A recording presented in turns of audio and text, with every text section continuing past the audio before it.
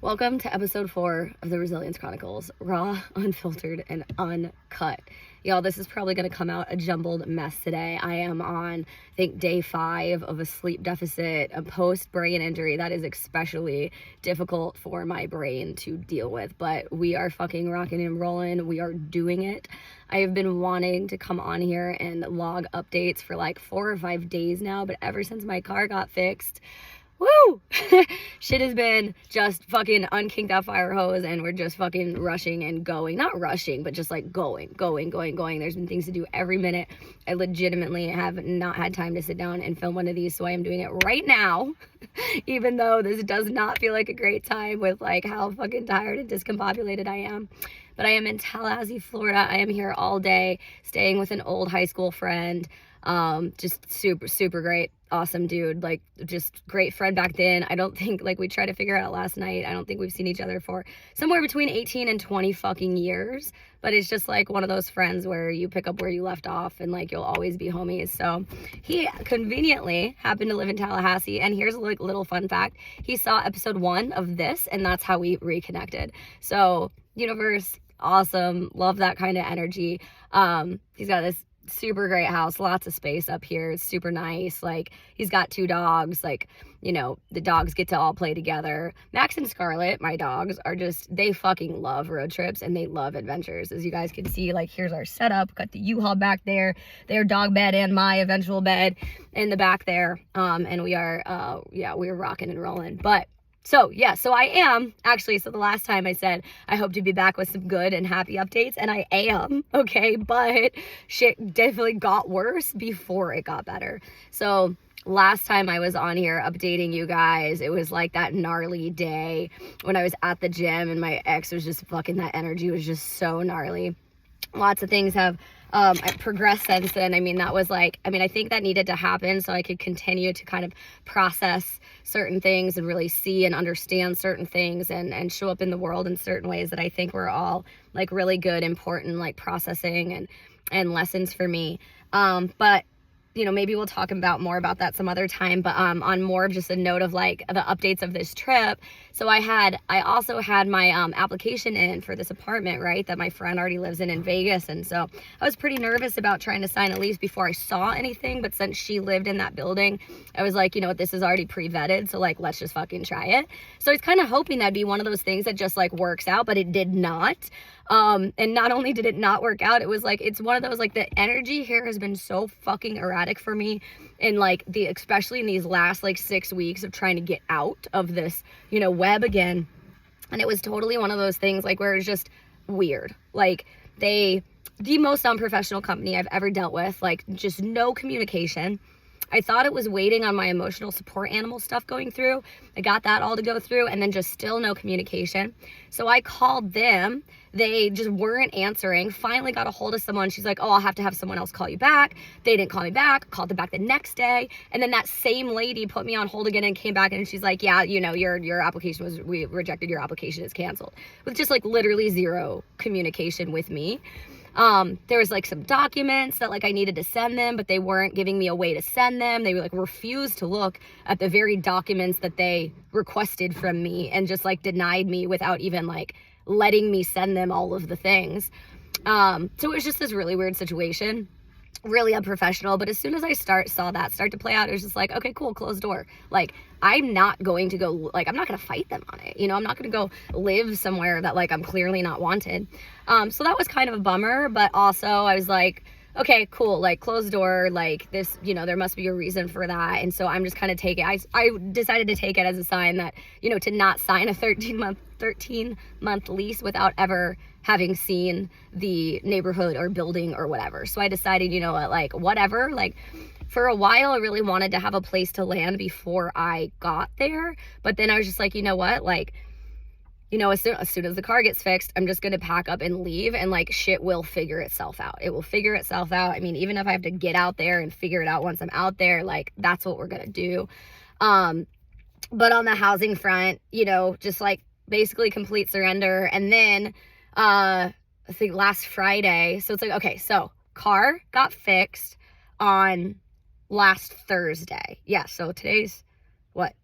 last Thursday, I like, oh my gosh, and that was a whole thing in itself, right? So like, I can't remember the last time I updated you guys what was going on with the car. I think at that point it was like maybe the transmission. So then I was like, okay, cool. I might be looking at another $3 to $5 grand to fix the transmission, or maybe more, depending. And it's like, holy shit. But then it came back and he's like, no, I think the problem's in the transfer case. And then, you know, hopefully it's like just kind of a lesser problem. But then I look up like transfer cases online and it looks like rebuilding those is like just as bad as rebuilding the transmission. But then my mechanic was like, nah, it's not usually that bad. But then I have to like accept, you know, basically a $700 charge just to get in there and see like what's really going on. So that was like a little scary and sketchy, you know, with everything. But luckily they got in there, and then it was a stretch chain and a fucked up gear, and those were actually like very easy to replace. So put it back together, got it in. But then my mechanic wasn't communicating with me, and then when I called him on the day that I was thinking I was supposed to get my car back, they were like, okay, yeah, like it's they told me, you know, what the problem was, which really did make sense. Like for the noises I was hearing, it's like that's exactly what it sounds like.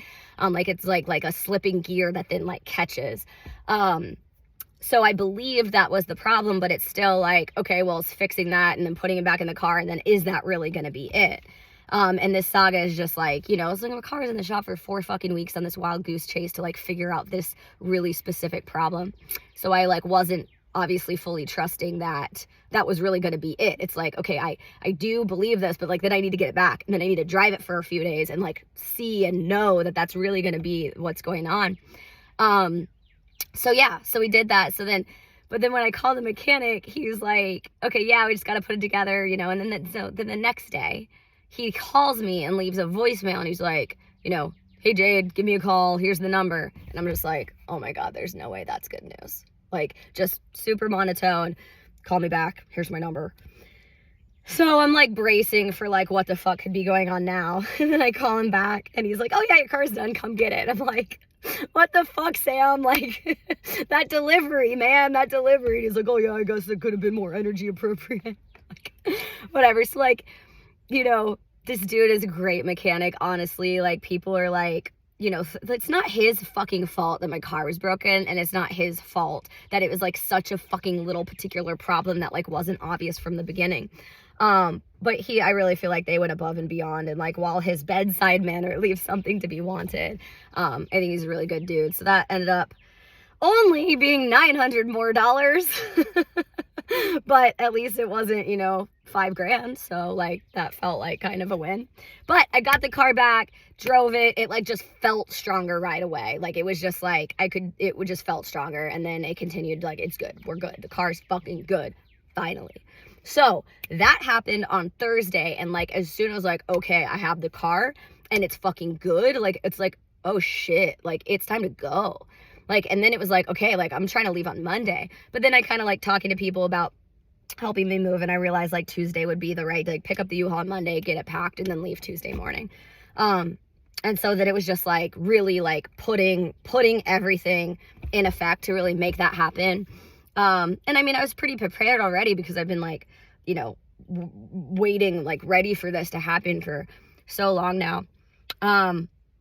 Yeah, my last couple days in St. Pete were awesome. Yeah, shit just really ended up working out.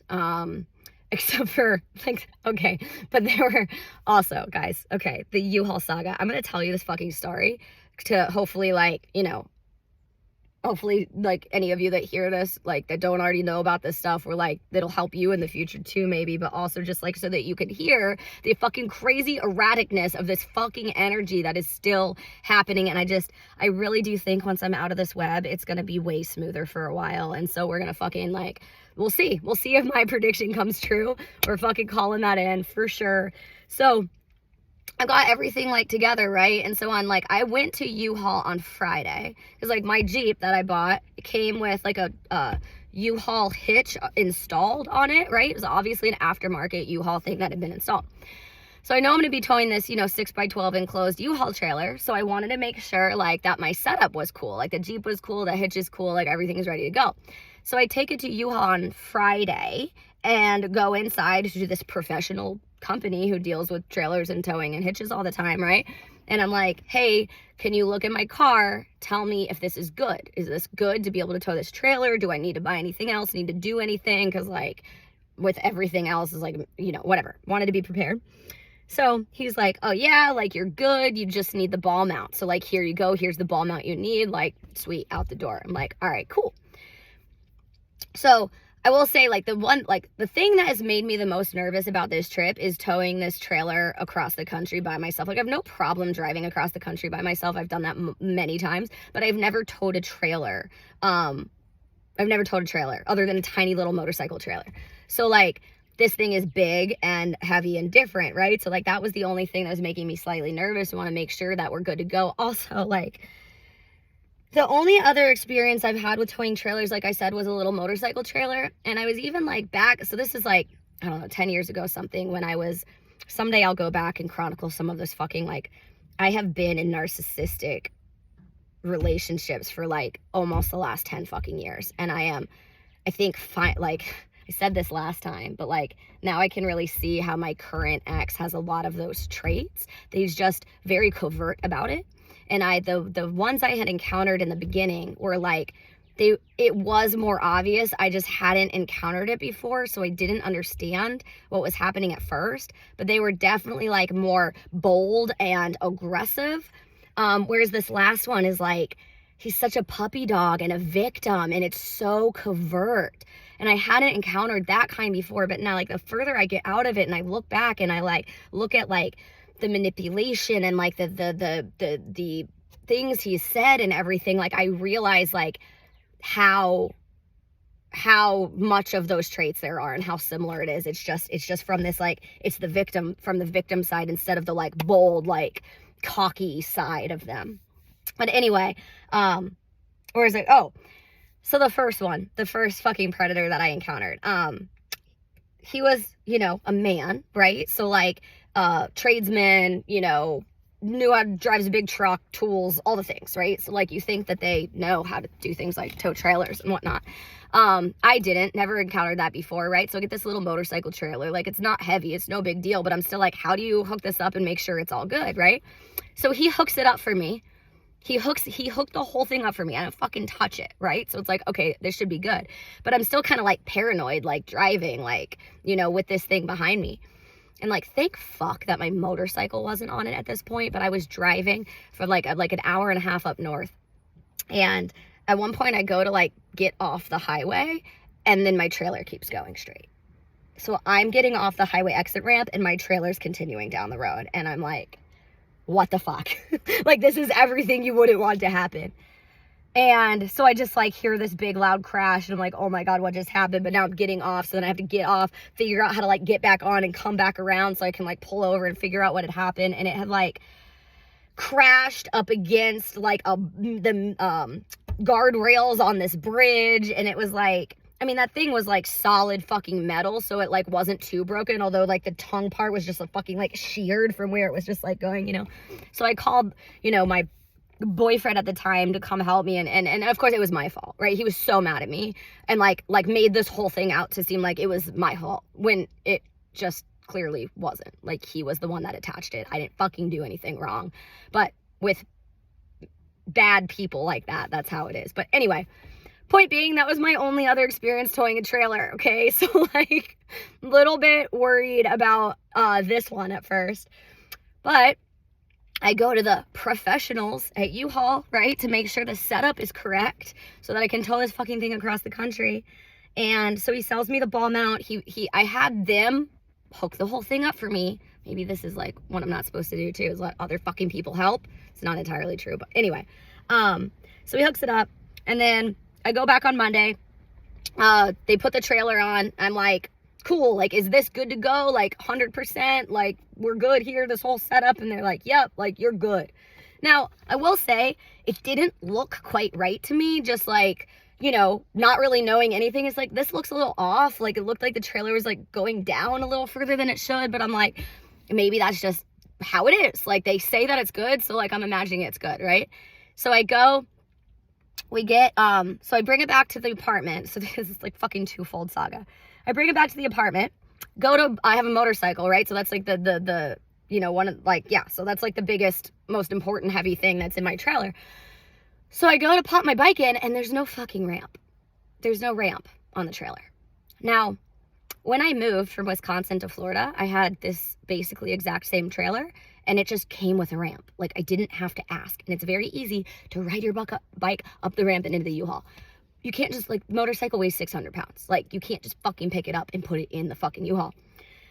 So I'm like, fuck, like, my friends are supposed to be there to help me, like, in fucking 10 minutes, and then it's like, now I have to go back. So I go back to U-Haul, and I'm like, it doesn't have a ramp. And they're like, yeah, they don't have ramps. And I'm like, yeah, I need one with a ramp. And they're like, they don't make these with ramps. And I'm like, I literally moved here in one exactly like this that had a ramp. So then he goes and gets the owner, and the owner comes out, and he's like, yeah, they do make them, but they're exceedingly rare. We don't have them in this area. And I'm like, you have to be fucking kidding me. Like, this can't even be real right now. And then he was like, yeah, that's just like how it is. So I'm like, okay, well, I can't use this. Like, take it off, take it back. And then I'm like, oh my God, I'm gonna have to call around. I have to, like, figure this out. Like, and then, you know, in that moment, it's just like, that would have just derailed, like, fucking, like, a lot of things. Although, you know, you'll fucking overcome it.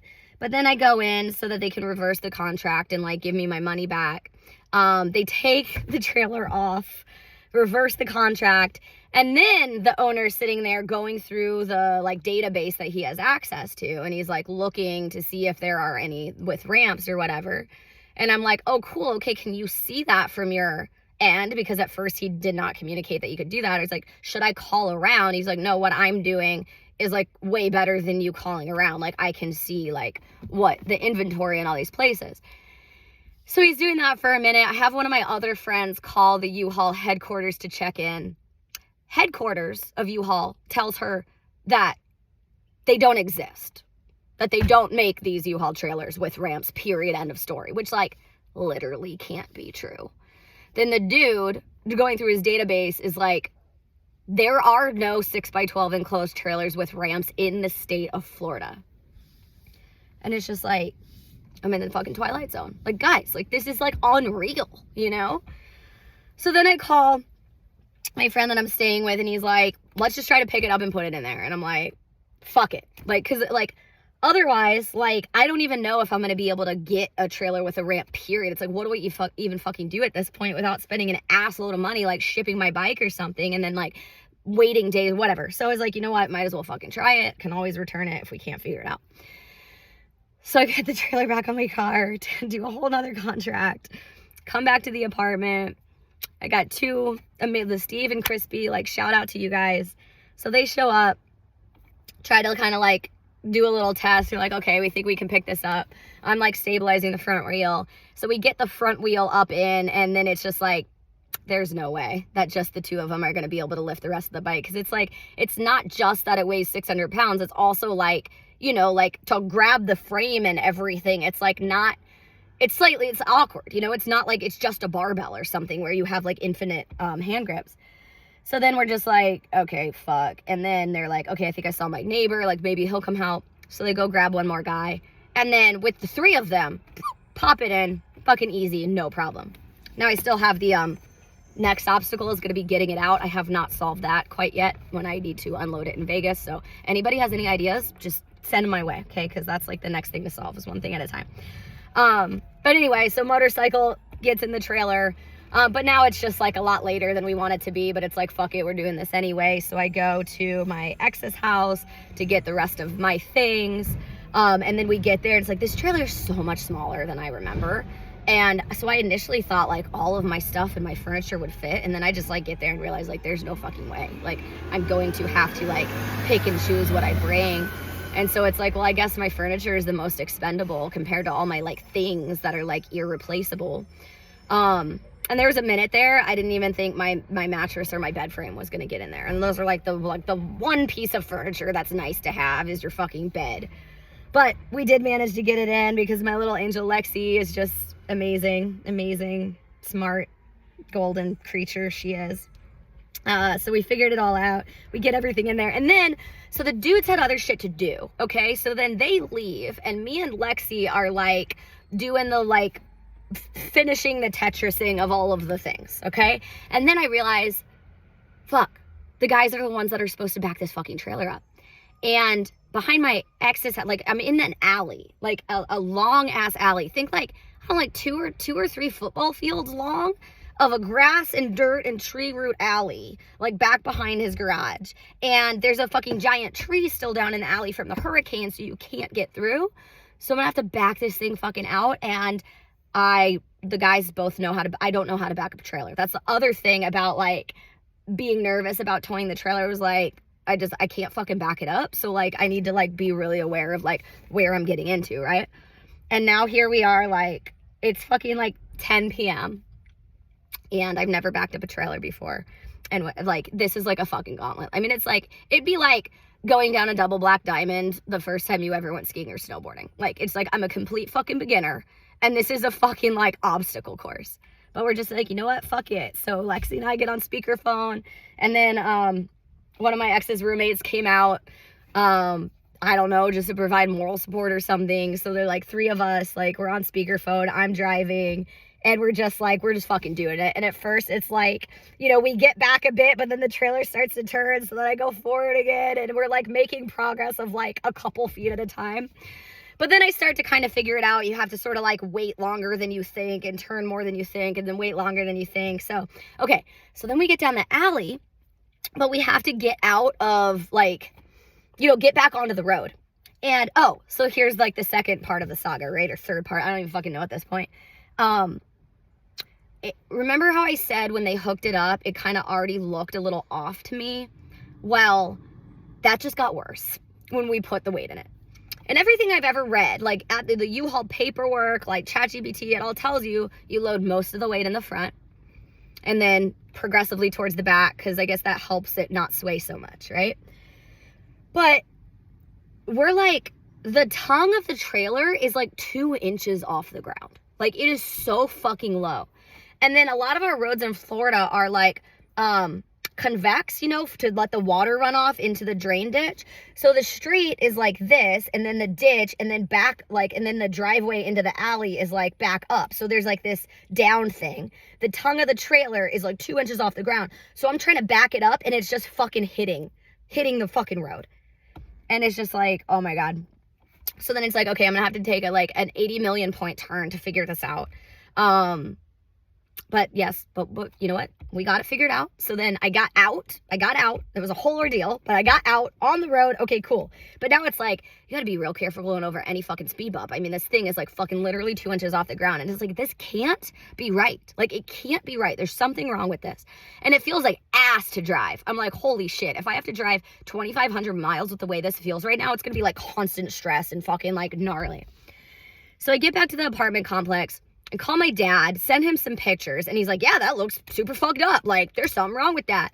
He's like, you probably fucking, like, maybe the weight's loaded wrong. Like, you know, he's trying to tell me to load the weight over the tires. And I'm like, I don't think that's right either, but, like, I don't know what the fuck is going on here. So then I'm, like, super fucking paranoid. So now it's like the whole thing's fucking loaded. My entire life is in this fucking trailer. And it's like, it's wrong. Like, there's something wrong. So I sent the pictures to my best friend. She showed them to her boyfriend. And then he was like, I think your hitch is just too low.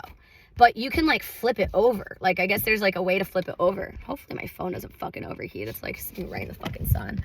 Maybe I will switch to over here because I don't want it to die from overheating and then mess up my story. Okay, so then he's like, yeah, I think your hitch is too low and you can just, like, fix that by flipping it over. But, like, mind you, I have an entirely, like, 3,000 pound trailer, like, attached to it. So, like, I can't just flip it over. Also, there's motherfucking trailer. Not only does it not have a ramp, it also doesn't have a foot. So, like, there's no way to, like, jack it up to, like, even adjust the ball at all. So I'm just like, this is a fucking nightmare. I'm gonna drive it back over to that U-Haul place in the morning and tell them that they need to fucking fix this. Like, I did enough research between what Jared said and doing some research on the internet. I discovered they sell all different types of ball mounts. Like, some of them go down, some of them go straight, some of them go up.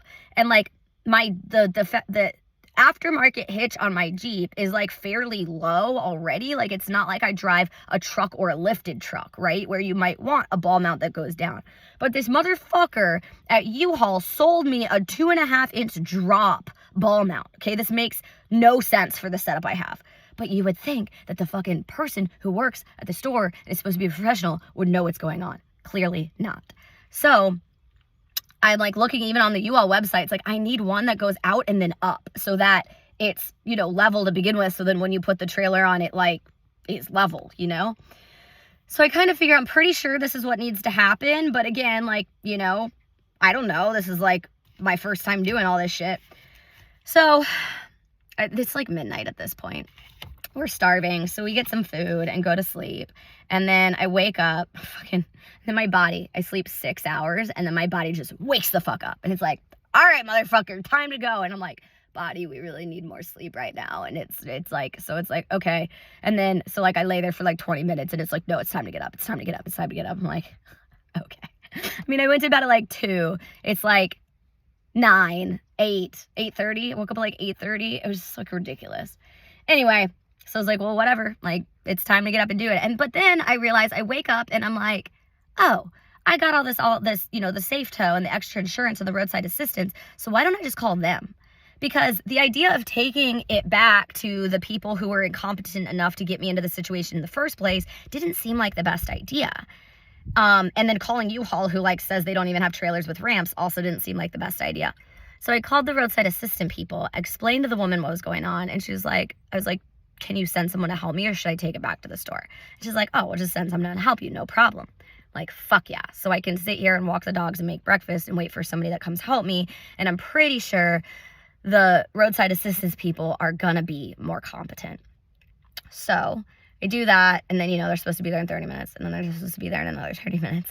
And then the guy finally calls me. He doesn't speak English very well. I'm like, all right, cool. This might be interesting. And then the provider shows up and he doesn't speak English at all. Like, awesome.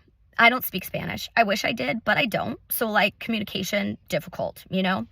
But so then the dude, so he gets out and I'm like, he starts fucking around with the ball. And I'm like, does he realize this trailer is loaded? Like, so I download Google Translate and I'm like, hey, the trailer's loaded. It's really heavy. Like, shouldn't you jack it up first? And he's like, yeah, gonna do that. And he didn't say that in words, but like his demeanor, you know?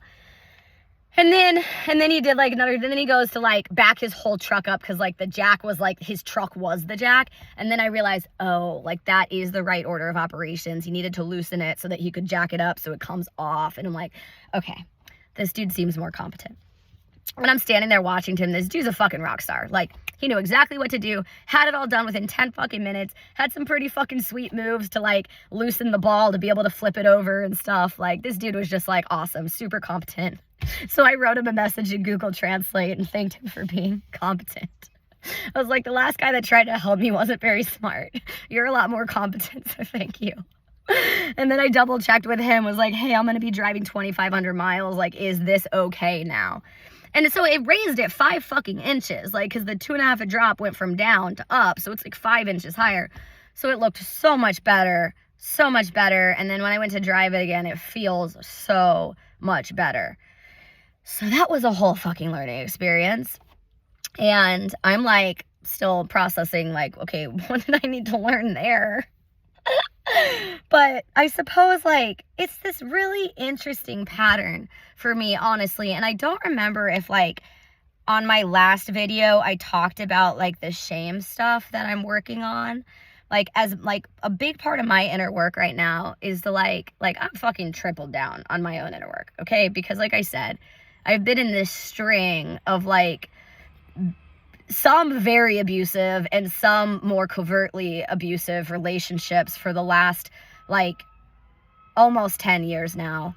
And so when something like that happens, like, you know, what's the fool me once, shame on you, fool me twice, shame on me kind of thing, right? So it's like, I thought I had done a lot of healing after that second one, but clearly there's still something in me that allows me to be receptive, like attract these men and then say yes to them and then like justify for them and like believe in them and all these things. Like narcissists feel like home to me.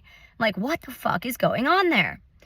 So I have realized for a long time, it's like I have like like shame issues. Like there's a lot of like my wounding has something to do with shame, but I haven't been able to figure it out up until recently, because I didn't have like one thing or like one core memory or something that made sense to me of where this could be coming from. It just felt very like, I can tell it's there. It's like, I know shame is the frequency that allows these men to like plug into me, so to speak.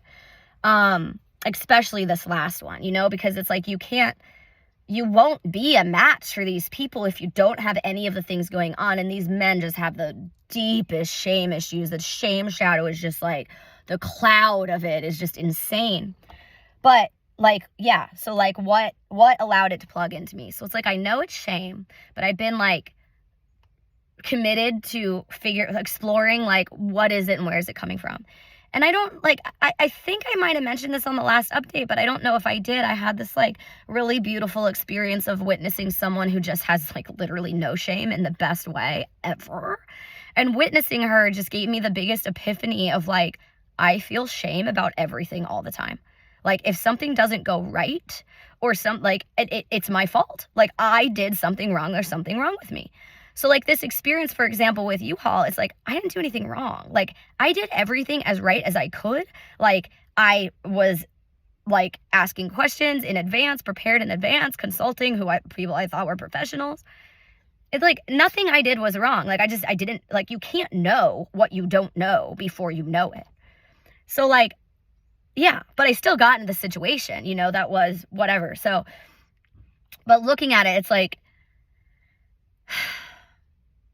there's some, I don't know, like I do. So like there's this bit, like the shit is not completely healed yet, but I think I accessed my core memory of where this stuff comes from for me. And I think I want to do a bigger, longer, like just talk about this at some point, because it is like, it's so like deep and real, and this work is just so important for all of us to be doing. And I'm like in the trenches of doing this work for myself right now. So I was able to access this core memory, and it was just like, whoa. So at first, like when I had that first epiphany of just feeling shame about everything all the time, it's like, that is true. But I was like, oh, well, maybe this is why I couldn't pinpoint it, because it's just everything all the time. But there is a core, like there is a place it started. And so it makes sense from that place, then it's like kind of everything all the time. And it's like, yeah, it's like if something like, and so it's, for me, it's not just like, luckily it doesn't stop me from doing stuff, but it is just this like horrible feeling that is like almost constantly oppressive when things in my life don't go right. And especially like just taking the shame blame for things that couldn't, like, aren't my fault and couldn't possibly be. That's where like the, you know, I don't know, the depth of the shadow lies, and where it does start to fuck up my life is that, yeah, that frequency that's like this almost constant thing. So anyway, working on that, and I found this experience with U-Haul very interesting, because it was one of those situations, and I feel like I haven't taken on a lot of shame for this one, where I probably would have in the past before I had, you know, started walking through the trenches of this particular layer of my inner work. So yeah, interesting how this kind of like plays out over and over and over again.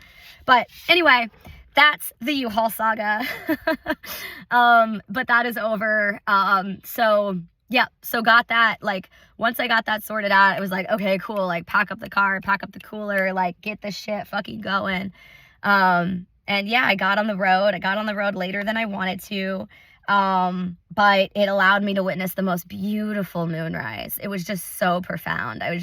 In Florida, we don't have a lot of beautiful views from the road a lot of the time, because it's just flat, and just like, it's just not beautiful a lot of the time. But I was sitting there in like deep thought and contemplation. Oh,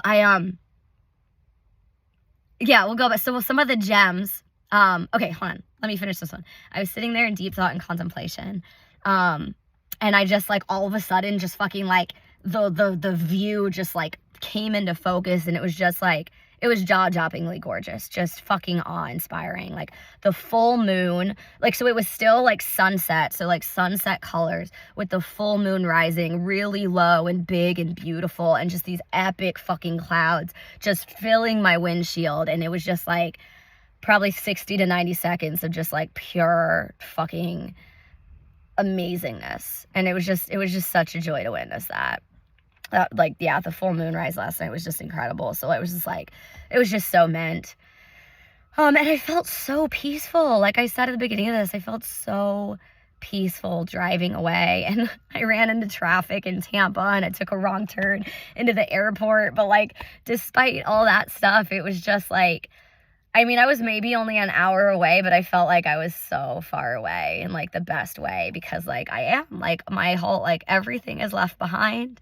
That is being left behind. All the things that are coming with me are with me. And it's just like that separation is like really fucking occurring, and that I've been just yearning for and craving and like ready for fucking so long now. But even the last 6 weeks, like longer than I wanted it to be, I just kind of realized every minute needed to happen exactly the way it did to like bring me to this place that is just, you're just so ready and like so beautiful in so many fucking profound ways. And even like my last little weekend, like I wanted to go down to the Acro Jam to say bye to a couple core people in the community who are just wonderful people. Like some of like the older folks who just have the best hearts, like May and Craig and Rob and Steve and Wendy, and just like, but I didn't want to go because I didn't want to see fucking douche face and like, ugh, that energy. But I'm just not gonna let him like, you know, push me out of my own life. So I went down there anyway. And then like, of course he was there surrounded by like a group of, you know, some people who are friends and some people who I would have thought were friends, but I question now. And anyway, I went to give people hugs goodbye, and then like he just left, like walked away, kind of went to the bathroom and then just left without saying bye to anyone. And I was like, well, that was fucking weird, but hey, at least I don't have to feel his energy anymore. But that's just like, he's just like, it's insane. Like the level of cowardice in this man is just insane. Like he's just the weirdest mix of like covert, narcissistic coward that it's just this whole new flavor of that I've ever encountered. And like, I do think that there's a human in there somewhere, but it's been so swallowed by the shadow that he has been bathing in for 20 plus years now, I think, that it's just like he's just a shell, and it's just so sad. Anyway, but yeah, and then I remembered, like I heard someone mention the drum circle, which I totally forgot like existed. And I was like, oh, it'd be so good to go out there. But then I was kind of like, oh my God, is he gonna be out there? But I went out there and we ran down and like caught the sunset like right at the last minute and put our feet in the water. And then he wasn't there, which was really awesome. So I just got the fresh like cleanness of the energy.